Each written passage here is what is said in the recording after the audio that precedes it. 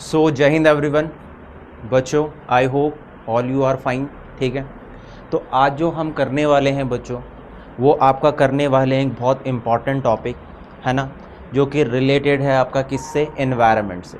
किससे रिलेटेड है बच्चों? तो ये एनवायरनमेंट से आपका रिलेटेड है टॉपिक।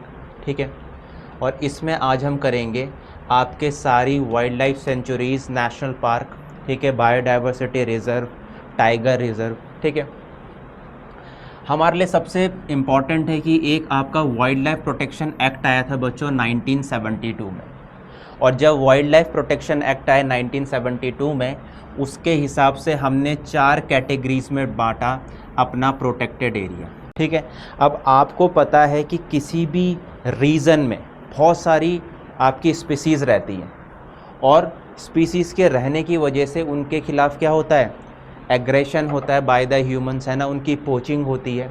तो इन सब से बचने के लिए इंडियन गवर्नमेंट ने एक एक्ट निकाला जिसको बोला गया वाइल्ड लाइफ प्रोटेक्शन एक्ट। ठीक है, और इस कैटेगरी के अंदर हमने डिवाइड करे 4 तरीके से आपके क्या, वाइल्ड लाइफ पार्क्स। सबसे पहला आपके पास एक वाइल्ड लाइफ सेंचुरी होती है बच्चों, एक नेशनल पार्क होता है, एक कम्युनिटी रिज़र्व होता है, एक कंजर्वेशन रिज़र्व होता है। ठीक है, 4 टाइप में हम इसको डिवाइड करेंगे। और अपार्ट फ्रॉम दिस हमारे पास 4 और चीज़ें होती हैं, जो आपका एक बायोडाइवर्सिटी रिज़र्व है, एक टाइगर रिज़र्व है, एक एलिफेंट रिज़र्व है, और एक मरीन प्रोटेक्टेड एरिया है। ठीक है, इनके बारे में हम आगे पढ़ेंगे बच्चों। हमें ये पता होना चाहिए कि जो आपका कॉन्करेंट लिस्ट है इंडियन कॉन्स्टिट्यूशन में बच्चों 3 लिस्ट होती है। एक आपके पास स्टेट लिस्ट होती है, एक आपके पास होती है बच्चों यूनियन लिस्ट, और एक हमारे पास होती है कौन सी लिस्ट, तो कॉन्करेंट लिस्ट। ठीक है, 3 हमारे पे लिस्ट होती है। तो सबसे पहला बच्चों हमारे पास है आपका कॉन्करेंट लिस्ट में ये आता है आपका कौन सा, वाइल्ड लाइफ कंजर्वेशन। तो आपको ये पता होना चाहिए कि वाइल्ड लाइफ कंजर्वेशन हमारे पे किस पे आता है, तो ये आता है कॉन्करेंट लिस्ट में। ठीक है, वाइल्ड लाइफ प्रोटेक्शन एक्ट 1972, इसके बारे में आपको पता होना चाहिए। प्रोटेक्शन की अगर हम बात करें, कौन सा हाईली प्रिजर्व एरिया रहने वाला है हमारा, तो सबसे ज़्यादा बच्चों प्रोटेक्शन वाला एरिया है नेशनल पार्क, उसके बाद है वाइल्ड लाइफ सेंचुरी, उसके बाद है रिजर्व फॉरेस्ट, और उसके बाद है प्रोटेक्टेड फॉरेस्ट। ये सभी के सभी किसके द्वारा आए हैं अगर मैं आपसे पूछूं, तो वाइल्ड लाइफ प्रोटेक्शन एक्ट 1972 के उससे आए हैं। ठीक है, क्या अंतर होता है एक नेशनल पार्क, एक सेंचुरी और एक बायोस्फीयर रिजर्व में? तो सबसे पहले हैबिटाट की अगर हम बात करें, तो ये आपके केवल वाइल्ड स्पीसीज के लिए रहता है बच्चों। ये रहता है सेंचुरी किसके लिए, जो आपके प्लांट्स रिलेटेड है, और ये रहता है आपके इकोसिस्टम के लिए, है ना। इकोसिस्टम में आपके सारे की सारी चीज़ें कवर हो जाएंगी। आपका क्या कवर हो जाएगा, आपके प्लांट्स कवर हो जाएंगे, आपके एनिमल्स कवर हो जाएंगे बच्चों। एरिया की बात करें हम, तो सबसे ज़्यादा एरिया आपको बायोस्फीयर रिजर्व में मिलता है 5670 स्क्वायर किलोमीटर। उससे कम एरिया, है ना, उससे ज़्यादा एरिया आपको सेंचुरी में मिलता है, और सबसे कम एरिया बच्चों किस में मिलता है, आपको नेशनल पार्क में मिलता है। ठीक है, बाउंड्रीज बच्चों इसकी बिल्कुल फिक्स्ड होती हैं, और ये कौन फिक्स्ड करता है, तो ये फिक्स्ड करते हैं आपके गवर्नमेंट ऑफ इंडिया। इसकी बाउंड्रीज बच्चों चेंज हो सकती है, और इसकी भी आपकी फिक्स्ड रहती है। ठीक है, इसमें आपको बफर जोन देखने को मिलेगा, इसमें लिमिटेड रहता है। इसमें क्या रहता है, buffer zone, no biotic interference. ठीक है, टूरिज्म में बच्चों दोनों में आपका परमिशेबल रहता है, बट आपका बायोस्फीयर रिजर्व में परमिशेबल नहीं रहता है। रिसर्च के लिए आपका बायोस्फीयर रिजर्व मैनेज रहता है, जो आपका एक वाइल्ड लाइफ सेंचुरी है और नेशनल पार्क है वो नहीं रहता है इसमें। ठीक है, आगे हम बढ़ते हैं।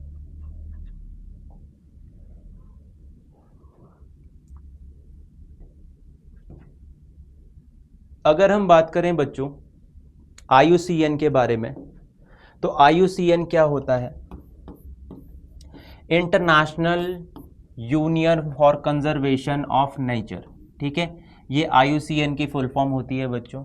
और इसके अंदर आपके 6 कैटेगरी आते हैं और 6 कैटेगरी से पता चलता है कौन सी स्पीसी आपकी क्या है, एंडेंजर्ड है या फिर कहाँ पे वो चीज़ रहने वाली है, ठीक है। तो ये देखो, category 1 strict nature reserve, category 2 wildness area, category 2 national park, 3rd के बारे में क्या है, नेचुरल मूवमेंट और फीचर, 4th के बारे में हैबिटेट मैनेजमेंट स्पीसीज, और 5th क्या है आपका, प्रोटेक्टेड लैंडस्केप और सी स्केप, ठीक है। व्हाट इज बायोस्फीयर रिजर्व, जो कि हमारे लिए आज बहुत इंपॉर्टेंट है। बायोस्फीयर रिजर्व क्या है, तो बायोस्फीयर रिजर्व बच्चों एक प्रोटेक्टेड एरिया है, कंजर्वेशन होता है इसमें बच्चों प्लांट एंड एनिमल का, ट्रेडिशनल लाइफ को ये रिस्टोर करता है, ठीक है। अब जो हमारे यहाँ है ना, इंडिया में कितने बायोस्फीयर रिजर्व हैं, तो 18 बायोस्फीयर रिजर्व हैं। इसमें से जो बच्चों 12 बायोस्फीयर रिजर्व है वो मैब प्रोजेक्ट के अंदर आते हैं, मैन एंड बायोस्फीयर प्रोजेक्ट के अंदर आते हैं आपके 12 बायोस्फीयर रिजर्व। और ये रिकॉग्नाइज किसके द्वारा किया गया है, तो ये रिकॉग्नाइज किया गया है यूनेस्को के द्वारा। किसके द्वारा रिकॉग्नाइज किया गया है, तो ये यूनेस्को के द्वारा रिकॉग्नाइज किया गया है आपके बायोस्फीयर रिजर्व, ठीक है। तो ये मैंने अभी आपको बताया है, ये आपको पता होना चाहिए, ठीक है, ये अभी मैंने आपको बताया। अब जो आपका बायोस्फीयर रिजर्व रहता है बच्चों, वो कुछ इस तरीके का रहता है।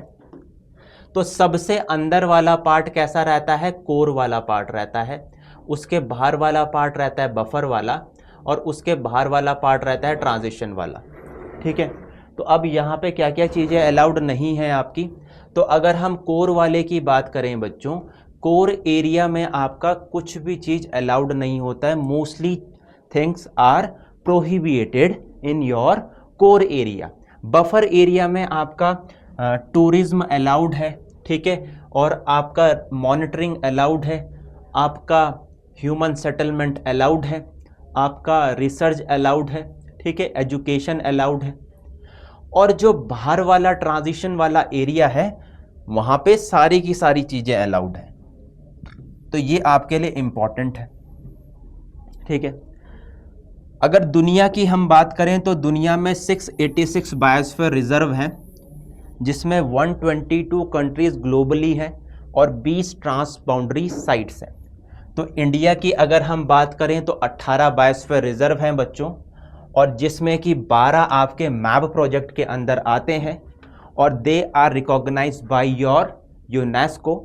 और दुनिया की अगर हम ओवरऑल की बात करें तो 686 आपके पास बायोस्फीयर रिजर्व रहने वाले हैं, जिसमें 122 कंट्रीज ग्लोबली इंक्लूडेड है, और 20 क्या हैं बच्चों, 20 आपके पास ट्रांस बाउंड्री साइट्स हैं। ये आपको पता होना चाहिए। आगे हम बढ़ते हैं, कैटेगरीज हमने कर ली हैं इसकी, ठीक है। तो देखो बच्चों, ये है इंडिया की बात, और जब भी इंडिया की बात आएगी तो हमारे लिए इंपॉर्टेंट हो जाएगा पेपर के पॉइंट ऑफ व्यू से। तो अगर पूछा जाएगा आपसे कि पहला बायोस्फीयर रिजर्व कहाँ था, तो आपसे अगर पूछा जाएगा पहला बायोस्फीयर रिजर्व आपका कौन सा था, तो कोगलबर्ग बायोस्फीयर रिजर्व आपका पहला था, ठीक है। तो पहला बायोस्फीयर रिजर्व कौन था, कोगलबर्ग बायोस्फीयर रिजर्व, ठीक है। उसके बाद United nation educational and cultural right ने सबसे पहले मूरा दरवा दोनबे को कंट्री का पहला 5 क्या बनाया, एक बायोस्फीयर रिजर्व बनाया। पहला बायोस्फीयर रिजर्व साउथ एशिया का बच्चों कौन सा है, हुरुलू बायोस्फीयर रिजर्व है, जो कि आपका श्रीलंका में है। बांग्लादेश, भूटान और नेपाल में अभी तक कोई भी बायोस्फीयर रिजर्व नहीं रिकॉग्नाइज किया गया है, पॉइंट टू बी नोटेड। तो बायोस्फीयर रिजर्व जो इंडिया में अनाउंस हुआ है वो स्टेट और केंद्र सरकार के द्वारा हुआ है, क्योंकि बच्चों अभी मैंने आपको बताया कि ये कॉन्करेंट लिस्ट का पार्ट है। तो कॉन्करेंट लिस्ट में क्या होता है, द लेजिस्लेशन। तो जो लेजिस्लेशन होता है बच्चों, can be made and will be made by the state and centre, ये याद रखना है। ठीक है। तो केंद्र और राज्य के द्वारा कानून बनाए जाते हैं रिलेटेड टू योर फॉरेस्ट, ठीक है। अगर हम भारत की बात करें तो भारत में पहला बायोस्फीयर रिजर्व बच्चों नीलगिरी बायोस्फीयर रिजर्व है। Point to be noted, Bharat में पहला biosphere reserve Nilgiri biosphere reserve. Largest biosphere reserve तो कौन सा है? ग्रेट रन ऑफ कच्छ है, ठीक है। और स्मॉलेस्ट बायोस्फीयर रिजर्व बच्चों कौन सा है? डिब्रू साइकोवा है, ठीक है, याद रखेंगे। तो भारत का पहला बायोस्फीयर रिजर्व अगर मैं आपसे पूछूं तो नीलगिरी बायोस्फीयर रिजर्व है। लार्जेस्ट बायोस्फीयर रिजर्व पूछूं तो ग्रेट रन ऑफ कच्छ है। और अगर मैं आपसे पूछूं स्मॉलेस्ट बायोस्फीयर रिजर्व तो आप बोलोगे डिब्रू साइकोवा, जो कि आपका कहां पे है? असम में है, ठीक है, याद रखेंगे। उसके बाद ये हमारे लिए बहुत इंपॉर्टेंट लिस्ट है बच्चों, these are your biosphere reserve, है ना, जो कि इंडिया में कितने बायोस्फीयर रिजर्व हैं अगर मैं आपसे पूछूं तो आप मुझे बोलोगे सर इंडिया में 18 बायोस्फीयर रिजर्व हैं, अभी आपने हमें बताया, ठीक है। तो इंडिया का बायोस्फीयर रिजर्व की हम बात करें तो नीलगिरी बायोस्फीयर रिजर्व, है ना, तो नीलगिरी बच्चों 3 स्टेट में है आपका, and it is a junction where your Eastern Ghat and Western Ghat are adjoint to each other, point to be noted, ठीक है। तो नीलगिरी बायोस्फीयर रिजर्व अगर मैं आपसे पूछूं कहां पे है तो आप मुझे बोलोगे सर ये आपका तमिलनाडु में है, केरल में है और कर्नाटक में है। तो नीलगिरी बायोस्फीयर रिजर्व कहां पे है? आपका तमिलनाडु, केरल और कर्नाटक में है। वेस्टर्न घाट में बच्चों ये लाई करता है, ठीक है। किसके लिए फेमस है? लॉयन टेल्ड मैकाओ के लिए फेमस है। एरिया ये है और सबसे पहला बायोस्फीयर रिजर्व है, ठीक है। अब बच्चों आपको जो इंपॉर्टेंट क्वेश्चन जो बनने वाला है आपके एग्जाम में वो बनेगा बायोस्फीयर रिजर्व कितने हैं और कहां पे है। कभी भी ये इससे क्वेश्चन नहीं बनेगा कि ये किसके लिए फेमस है, ठीक है।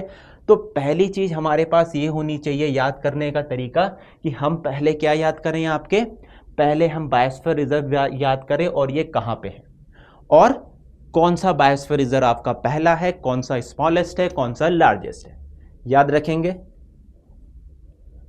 ठीक है। नेक्स्ट देखो बच्चों नंदा देवी बायोस्फीयर रिजर्व, तो ये तो उत्तराखंड में है। नॉकरेक की बात करें तो नॉकरेक बच्चों आपका हिमालय में, मेघालय में है। उसके बाद गल्फ ऑफ मन्नार की बात करें तो ये आपका कहाँ पे है? तमिलनाडु में है। उसके बाद सुंदरबन बायोस्फीयर रिजर्व आपका वेस्ट बंगाल में है। मानस बायोस्फीयर रिजर्व बच्चों आपका कहाँ पे है? तो ये असम में होने वाला है। उसके बाद ग्रेट निकोबार बायोस्फीयर रिजर्व आपका अंडमान एंड निकोबार आइलैंड्स में है। सिमलीपाल जो कि बहुत इंपॉर्टेंट है, बहुत बार आपके एग्जाम में आ भी रखा है, सिमलीपाल बायोस्फीयर रिजर्व आपका उड़ीसा में। डिब्रू साइकोवा बच्चों आपका असम में रहने वाला है। उसके बाद दिहांग दिबांग अरुणाचल प्रदेश में है ना। तो दिहांग तो दूसरा नाम है किसका? ब्रह्मपुत्रा का, and Dibang is a tributary of Brahmaputra, point to be noted. Pachmarhi national park Madhya Pradesh में है बच्चों। उसके बाद कंचनजंगा सिक्किम में है, और कंचनजंगा बच्चों हाईएस्ट पीक भी है। इंडिया की हाईएस्ट पीक कौन सी है? तो कंचनजंगा है। अगस्तमलाई बायोस्फीयर रिजर्व बच्चों केरल तमिलनाडु में है। अचानकमर अमरकंटक बच्चों छत्तीसगढ़ मध्य प्रदेश में है। Great run of Kutch Gujarat में है। कोल डेजर्ट आपका हिमाचल प्रदेश में है। शेषाचलम हिल्स बच्चों आंध्र प्रदेश में है। और पन्ना नेशनल पार्क बच्चों आपका मध्य प्रदेश में है। इसमें से आपके 12 मैप प्रोजेक्ट के अंदर आते हैं बच्चों। कुछ ये रहने वाला है हमारे पास मैप, ठीक है। कुछ हमारे पास देखो बच्चों ये रहने वाला है मैप, ठीक है। देख रहे हो कोल्ड बायोस्फीयर रिजर्व कहाँ पे? हिमाचल प्रदेश में। नंदा देवी बायोस्फीयर रिजर्व आपका उत्तराखंड में है बच्चों। उसके बाद देखो कंचनजंगा नेशनल पार्क कहाँ रहने वाला है? तो ये सिक्किम में रहने वाला है। मानस नेशनल पार्क बच्चों आपका आसाम में रहने वाला है। दिहांग दिबांग बच्चों आपका अरुणाचल प्रदेश में रहने वाला है। डिब्रू साइकोवा भी आसाम में रहने वाला है। नॉकरेक बायोस्फीयर रिजर्व आपका कहाँ रहने वाला है? मेघालय में। उसके बाद देखो अचानक अमरकंटक बायोस्फीयर रिजर्व आपका कहाँ रहने वाला है? छत्तीसगढ़ में। पन्ना नेशनल पार्क आपका मध्य प्रदेश में रहने वाला है। सुंदरबन बायोस्फीयर रिजर्व बच्चों आपका वेस्ट बंगाल में रहने वाला है। सिमलीपाल बायोस्फीयर रिजर्व आपका कहाँ रहने वाला है? उड़ीसा में। शेषाचलम देखो बच्चों आपका आंध्र प्रदेश में है।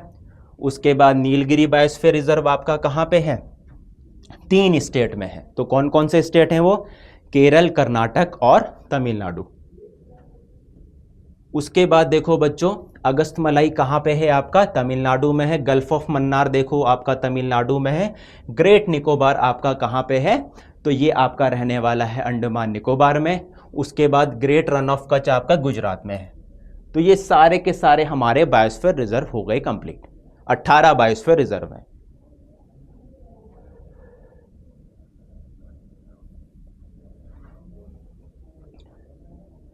उसके बाद हमारे उसमें बनता है बायोडायवर्सिटी हॉटस्पॉट। तो देखो बच्चों, बायोडायवर्सिटी हॉटस्पॉट कहाँ पे है?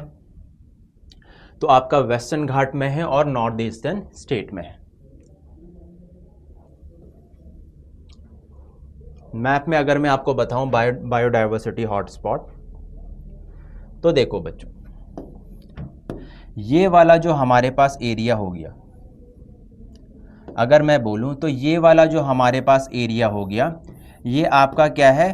बायोडाइवर्सिटी हॉटस्पॉट है। ठीक है। बायोडाइवर्सिटी हॉटस्पॉट का मतलब बच्चों कुछ इस तरीके से है कि यहाँ पे आपको डिफरेंट टाइप का फ्लोरा एंड फोना दिखने वाला है, डिफरेंट टाइप का प्लांट एंड एनिमल दिखने वाले हैं बच्चों। तो डिफरेंट टाइप के flora and fauna, different type के एनिमल तो आपको कहाँ दिखने वाले हैं? तो वेस्टर्न घाट में आपको दिखने वाले हैं। तो ये आपका बायोडाइवर्सिटी हॉटस्पॉट है।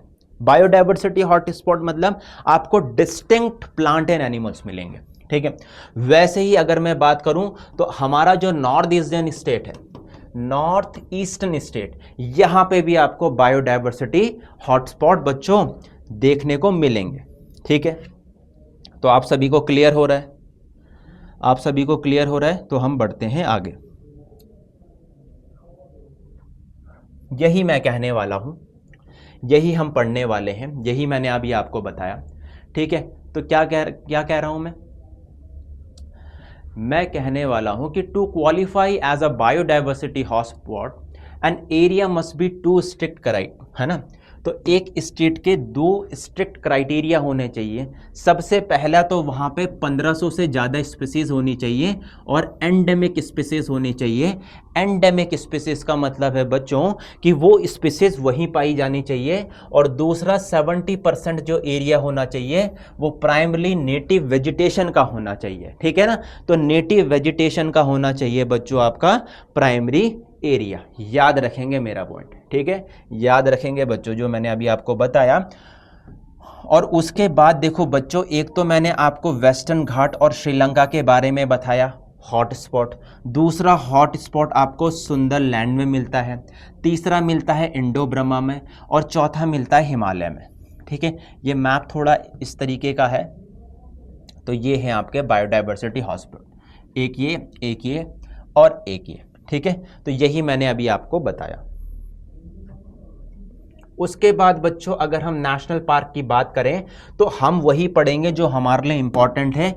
मैंने बताया कि वाइल्ड लाइफ प्रोटेक्शन एक्ट 1972 ने हमको डिफरेंट कैटेगरीज के क्या करे, पार्क्स प्रोवाइड करे, वाइल्ड लाइफ सेंचुरीज प्रोवाइड करी, बायोडाइवर्सिटीज प्रोवाइड करी, बायोस्फीयर प्रोवाइड करे। ठीक है, तो 106 नेशनल पार्क हैं अगर हम आज की डेट में देखें, जिसमें से 1014 प्रोटेक्टेड एरिया हैं। यहाँ पे आपके 18 बायोस्फीयर रिजर्व हमने कर दिए। तो अब आपका नेशनल पार्क हम किसे कहने वाले हैं? तो कोई भी राज्य क्या कर दे, नोटिफाई कर दे कि ये एरिया कैसा है, गवर्नमेंट के द्वारा प्रोटेक्टेड है और यहाँ पे कोई भी ह्यूमन एक्टिविटी नहीं होगी। और ये किस एक्ट के अंदर आ रहा है? वाइल्ड लाइफ प्रोटेक्शन एक्ट 1972 के अंदर। तो इस एरिया को हम बोल देंगे नेशनल पार्क। कुछ इंपॉर्टेंट पॉइंट हमारे लिए, तो सबसे पहला नेशनल पार्क बच्चों आपका है जिम कॉर्बेट नेशनल पार्क, जो कि 1935 में बना था। इसको हेली नेशनल पार्क भी बोलते हैं। क्या बोलते हैं? Heli national park. और ये सबसे पहला नेशनल पार्क था इंडिया का। केबुल लामजो नेशनल पार्क आपका फ्लोटिंग नेशनल पार्क है जो कि मणिपुर में है। नामधापा नेशनल पार्क बच्चों आपका अरुणाचल प्रदेश में है। यहाँ पे आपको ट्रॉपिकल, सब ट्रॉपिकल, टेम्परेट और आर्कटिक टाइप का क्लाइमेट देखने को मिलेगा, जो कि बहुत बड़ी बात है। Southern bottom island national park जो कि अंडमान एंड निकोबार में है बच्चों, वो आपका स्मॉलेस्ट नेशनल पार्क रहने वाला है। उसके बाद marine national park gulf of Kutch हमारा पहला नेशनल मरीन पार्क है, और हैमिस नेशनल पार्क इंडिया का लार्जेस्ट नेशनल पार्क है बच्चों। और हैमिस नेशनल पार्क आपका एक टाइप का डेजर्ट भी है, कोल्ड डेजर्ट भी आपको यहाँ पे देखने को मिलेगा। उसके बाद बच्चों मैंने आपको 106 नेशनल पार्क कराए, और वो कुछ इस तरीके से हैं आपके पास, ठीक है। हमने इसमें कंप्लीट करे हैं जो हमारे पास इम्पॉर्टेंट है, ठीक है, और हमने मैक्सिमम कवर कर दिए हैं इसमें, है ना। हमने 106 ही कवर करे हैं इसमें। तो अगर आपसे बोलेंगे कि गोवा में कोई नेशनल पार्क बताओ, तो आप क्या बोलोगे? एक मोलन नेशनल पार्क है, झारखंड में बेटला है, आपके पास लद्दाख में हैमिस है, मणिपुर में केबुल लामजो शिरोई है, ठीक है। मैं पूछूं आपसे कि आप मुझे मिज़ोरम में बताओ, तो आप बोलोगे मुरेन पगवानी है, नागालैंड में इंटाकी है, ठीक है। तो ये सारे के सारे आपके पास नेशनल पार्क की पूरी लिस्ट है, ठीक है बच्चों। ये आपके पास सारे के सारे नेशनल पार्क है, इसकी पीडीएफ आपको ग्रुप में मिल जाएगी। ये आपके पास प्रोटेक्टेड एरिया है सारे के सारे, ठीक है बच्चों।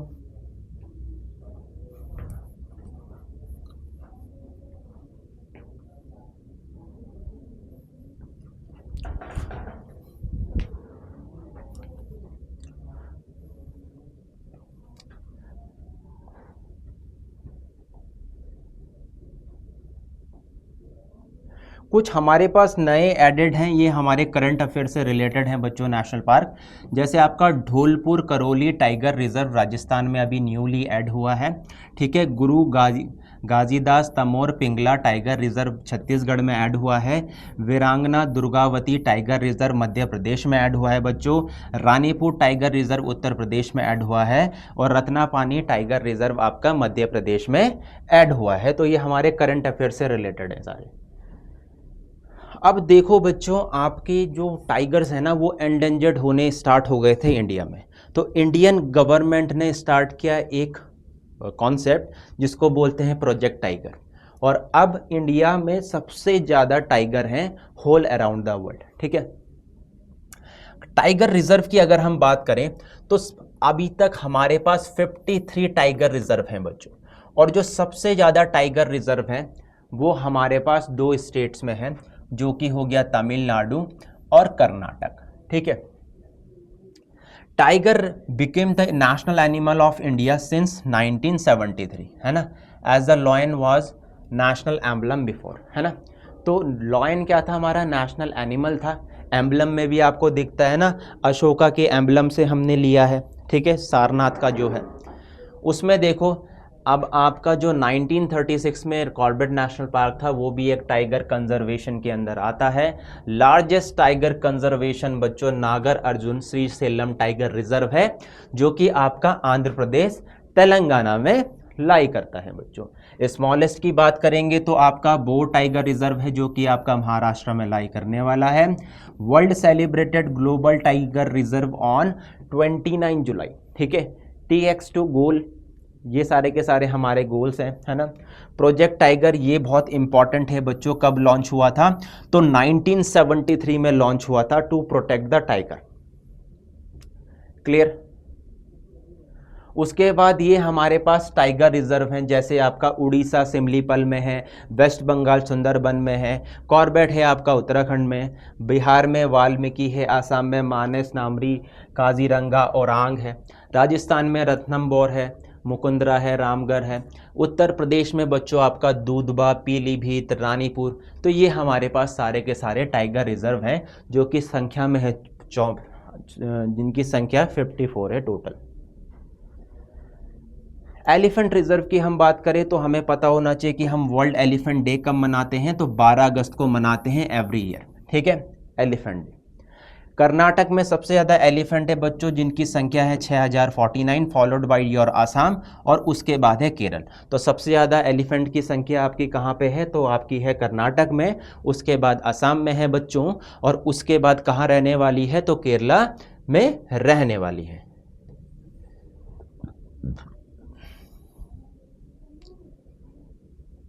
ये कुछ आपके टाइप ये एलिफेंट रिजर्व हैं। तो इंडिया में टोटल 33 एलिफेंट रिजर्व हैं। कितने हैं? 33। ठीक है, अब देखो कहाँ कहाँ पे, जैसे डनेली हो गया, वाइनाड हो गया, नीलांबर हो गया, अन्नामुडाई हो गया, पेरियार हो गया, अगस्तमलाई हो गया। तो ये आपको सारे के सारे नोट्स में देखने को मिल जाएंगे बच्चों। उसके बाद प्रोजेक्ट एलिफेंट, अगर पेपर में आता है कि प्रोजेक्ट एलिफेंट कब लॉन्च हुआ था, तो बच्चों प्रोजेक्ट एलिफेंट 1992 में लॉन्च हुआ था। ये सेंट्रली स्पॉन्सर्ड स्कीम है बच्चों, to protect the elephant habitat and their corridor. ठीक है, याद रखना कि जो भी वाइल्ड लाइफ का प्रोटेक्शन हो रहा है वो कॉन्करेंट लिस्ट का पार्ट है, और उसमें कानून कौन बनाएगी? उसमें कानून केंद्र और राज्य दोनों बनाएंगे। ठीक है, कुछ इस तरीके का रहने वाला है आपका। ये आपके सारे के सारे एलिफेंट रिजर्व हैं बच्चों, ये आपके वाइल्ड लाइफ सेंचुरीज हैं। ठीक है, ये आपकी बर्ड सेंचुरीज हैं, इंपॉर्टेंट। ठीक है, ठीक है बच्चों, तो आई होप आप सभी को क्लास अच्छी लगी होगी। ठीक है, आपको जो इसके नोट्स हैं वो मिल जाएंगे। ठीक है, बाकी तब तक के लिए सभी को जय हिंद।